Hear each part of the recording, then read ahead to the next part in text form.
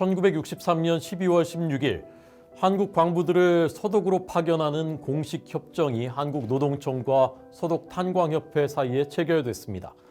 35세 미만의 신체 건강하고 병역을 필요한 대한민국 남성이라는 조건으로 선발된 일진 광부 123명이 1963년 12월 21일 서독으로 떠났습니다. 파독 광부와 간호사, 그들의 존재는 한강의 기적의 동력이었고 한국인의 근면 성실성을 세계에 처음 알린 전령이었습니다.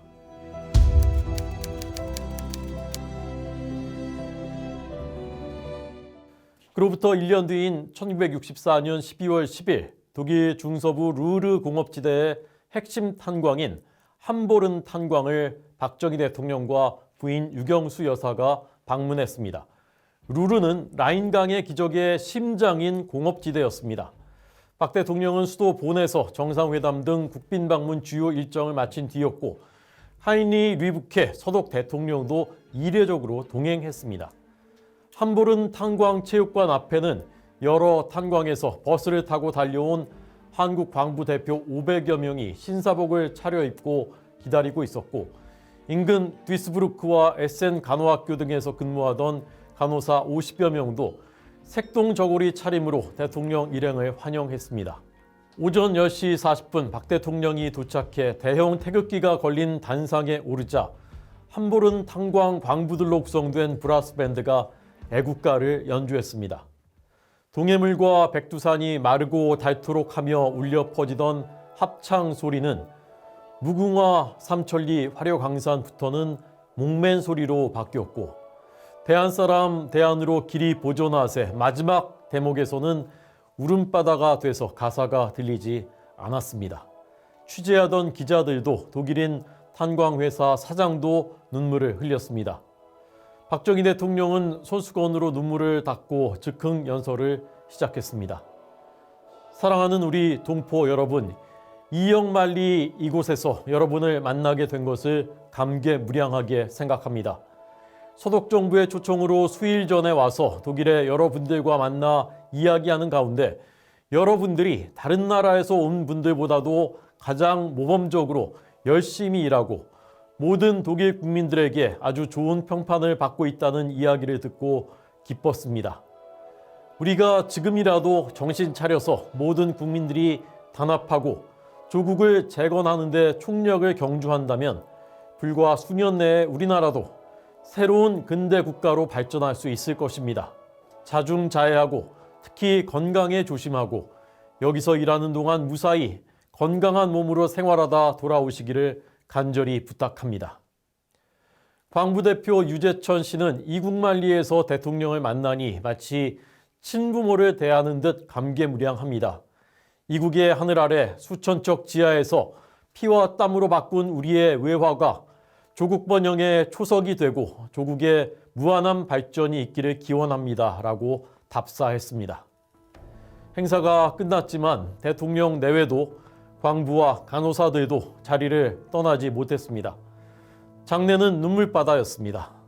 파독 광부와 간호사들은 조국의 대통령이 먼 곳까지 자신들을 만나러 와준 것에 놀랐고 대통령 방문 이후 조국의 명예를 걸고 산업전사로서 성실히 일해야 한다는 책임감이 드높아졌다고 말했습니다. 젊은이들의 손을 일일이 맞잡고 격려의 말을 건넨 뒤 차에 탄 박 대통령은 차 안에서도 내가 죄인이라며 눈물을 훔쳤고 옆자리에 앉은 칠순의 류브케 대통령은 주머니에서 손수건을 꺼내서 47세인 박 대통령의 눈물을 직접 닦아줬습니다. 울지 마십시오. 잘 사는 나라를 만드십시오. 우리가 돕겠습니다. 분단된 두 나라가 합심해서 경제 부흥을 이룹시다. 공산주의를 이기는 길은 경제 건설뿐입니다. 동승한 백영훈 통역관은 겨우 통역을 마친 뒤에 눈물을 주체할 수 없어서 창밖으로 고개를 돌려야 했다고 회고했습니다. 그는 그날 대통령과 광부, 간호사들이 함께 흘린 눈물이 조국 근대화의 시발점이었다고 말했습니다. 그날의 통역관 백영훈은 해방 후 한국인으로서는 독일 대학의 경제학 박사 1호였고 광부와 간호사 파견을 이뤄낸 산파이기도 했습니다. 일제 식민 통치와 6.25 남침 전쟁을 겪은 대한민국의 상황은 참담했습니다. 1955년에 방한한 유엔 한국재건위원회의 특별조사단장 벤가릴 메노는 쓰레기통에서 과연 장미꽃이 피겠는가? 한국에서 희망이란 허황된 꿈 같다라는 결론을 내렸고, 영국 런던 타임즈는 메논의 이 말을 기사 제목으로 뽑았습니다. 더구나 5.16 군사정변 직후 케네디 미국 정부는 박정희를 인정하지 않고 원조를 중단했습니다. 1962년 1월 박정희 정부는 야심찬 제1차 경제개발 5개년 계획을 발표했지만 종잣돈이 없는 개발 계획은 종이 조각에 불과했습니다. 그때 정부의 시야에 들어온 곳이 서독이었습니다. 2차 세계대전 후 라인강의 기적을 이룬 서독은 공산주의에 맞서는 분단 국가이자 전쟁의 참화 위에 경제를 재건한다는 두 가지 강력한 공통점을 우리와 공유하고 있었습니다. 정부는 정래역 상공부 장관을 단장으로 한 차관 교섭단을 서독으로 급파했습니다. 교섭단에 포함된 배경훈 당시 중앙대 교수는 서독 유학 시절의 은사를 통해서 서독 재무부 차관과의 면담을 애걸하다시피 끌어냈고, 끈질긴 설득 끝에 1961년 11월 2일 3천만 달러 규모의 경제협력 차관 제공 협약이 체결됩니다. 그러나 이번에는 지급 보증이 새로운 장벽으로 떠올랐습니다. 서독 정부에서 돈을 빌리려면 제3국은행에 지급 보증 이행 약속이 있어야 했습니다. 가난하고 외교적으로 고립된 대한민국에 지급 보증을 해줄 외국은행은 없었습니다. 그때 한국과 서독이 찾아낸 해법이 광부와 간호사 파견이었습니다. 차관 제공의 대가로 광부 5,000명과 간호사 2,000명을 파견하고 그들의 첫 월급을 담보로 간주한다는 내용이었습니다. 고도 성장을 구가하던 서독은 산업화의 주 연료인 석탄을 캘 인력이 절대적으로 부족했습니다. 전쟁에서 많은 청년이 목숨을 잃었고, 이웃나라에서 온 근로자들은 지하 1000m 이상 내려가서 최고 40도의 고열 속에 탄을 캐는 작업을 며칠을 못 버티고 떠나기 일쑤였습니다. 반면 대한민국 젊은이들은 명문대를 나와도 직장을 구하기 힘든 실정이었습니다. 전 국민의 10%가 실업자였습니다. 독일 갱도가 힘들었지만 실업 청년이 넘쳐나던 우리나라는 나라 전체가 방향을 알 수 없는 갱도와 같았다라고 파독광부 출신인 권희종 전 교원대 교수는 회고했습니다. 파독광부의 월급 700마르크는 당시 우리나라 5급 공무원 월급의 10배인 4만 원 정도였습니다. 서울의 집값이 45만 원 수준이었으니까 1년만 일하면 서울에서 집을 살 수 있었습니다.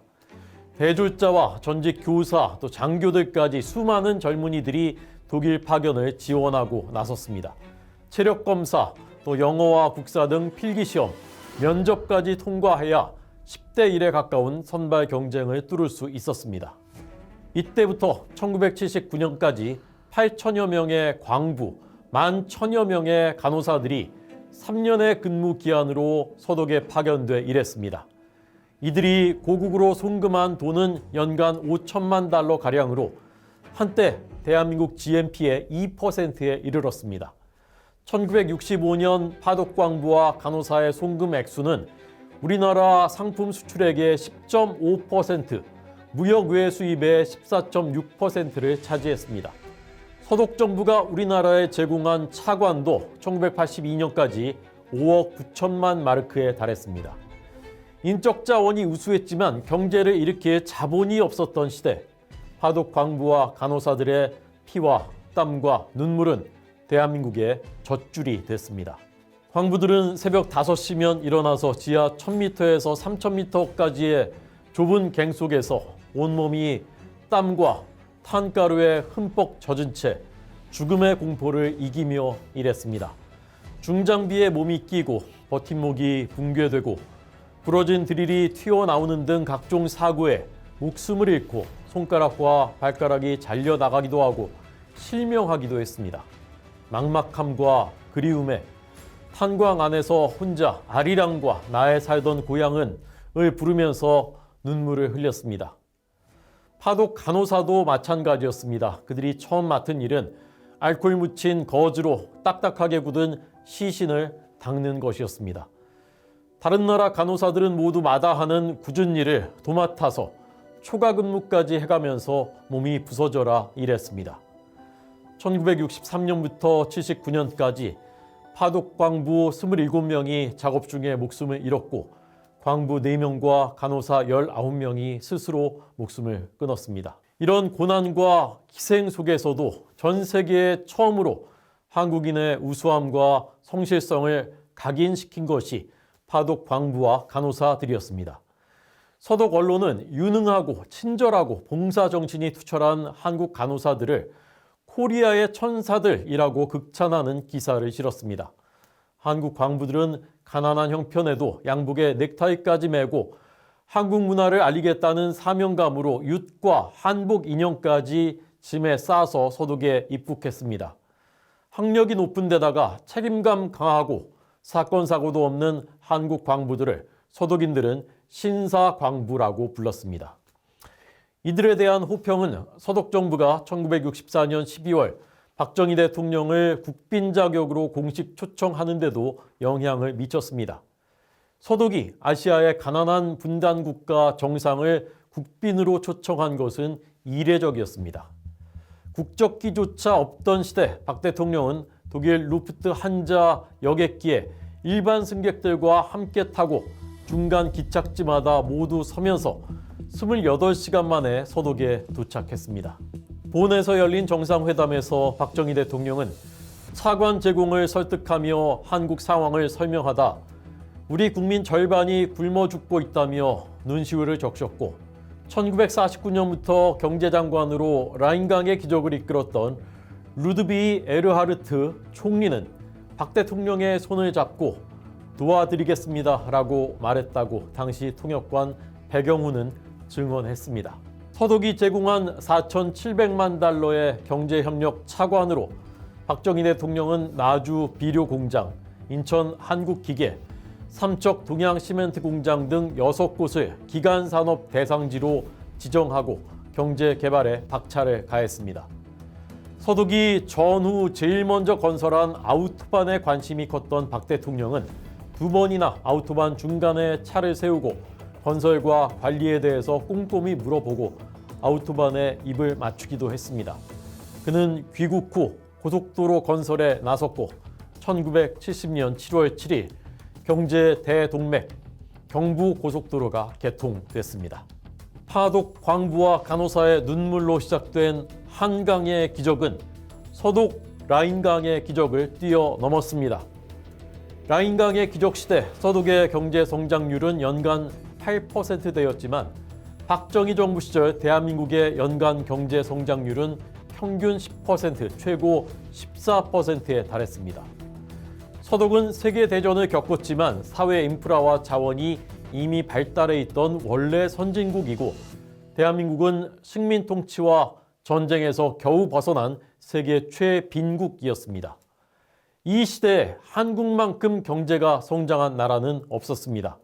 세계 경제의 총하였던 일본도 1970년대에는 오일 쇼크 등으로 경제 성장률이 5%대로 떨어졌습니다. 한국과 함께 아시아의 4마리 용이라고 불린 싱가폴, 홍콩, 대만은 경제 규모가 우리보다 훨씬 적고 국방비 부담도 우리와 비교할 수 없게 낮습니다. 박정희 정부가 출범한 1961년 82달러였던 대한민국의 1인당 국민소득은 박 대통령 임기 마지막 해인 1979년 1636달러로 무려 20배가 됐습니다. 가정경제로 치면은 연봉이 1,000만 원이던 최저생계 계층이 연봉 2억 원의 고소득 계층이 된 셈입니다. 한강의 기적은 전 세계 역사를 통틀어 가장 드라마틱한 기적입니다. 그 바탕에는 파독 광부와 간호사로 상징되는 대한민국 국민들의 성실과 근면의 정신, 그리고 정확한 전략을 수립하고 국민의 힘을 하나로 모은 박정희 정부의 리더십이 있었습니다.